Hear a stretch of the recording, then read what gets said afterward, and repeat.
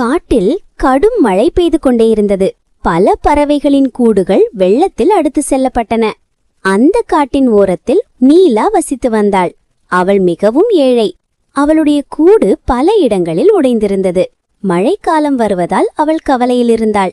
அந்த பக்கமா வந்த சீதா குருவி, நீலா, மழை இன்னும் அதிகமாக பெய்ய போகிறது. உன் கூடு பாதுகாப்பாக இருக்கிறதா என்று கேட்டான். நீலா சிரித்துக்கொண்டு, இல்ல சீதா, ஆனாலும் நம்பிக்கை இருக்கிறது. எப்படியும் பாதுகாப்பான இடம் கிடைக்கும்னு.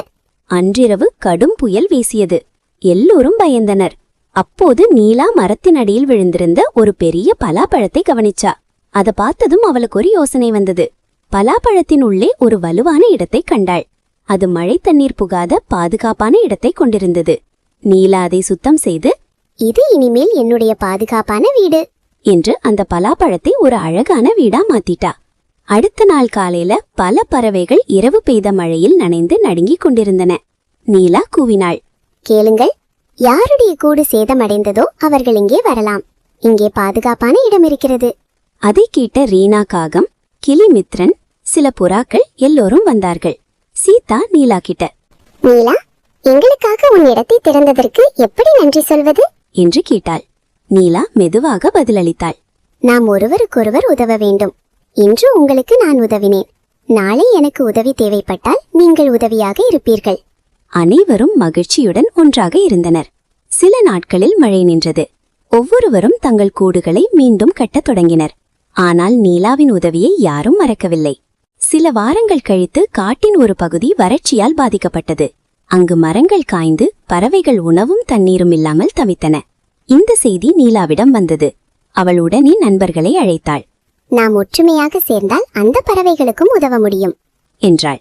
ரீனா காகம், மித்ரன் கிளி, புறாக்கள், மைனா அனைவரும் ஒத்துக்கொண்டனர். ஒவ்வொருவரும் காட்டின் வேறு பகுதிகளிலிருந்து விதைகள், பழங்கள், தண்ணீர் ஆகியவற்றை சேகரித்து வறட்சியால் பாதிக்கப்பட்ட இடத்துக்கு கொண்டு சென்றனர். அங்கிருந்த பறவைகள் நெகிழ்ந்து, நீங்கள் எங்களுக்கு உயிர் கொடுத்தவர்கள் என்று நன்றி தெரிவித்தனர். நீலா சிரித்தாள். இது எங்களுடைய உதவி மட்டுமல்ல, இது நம்முடைய ஒற்றுவலின் பலன்.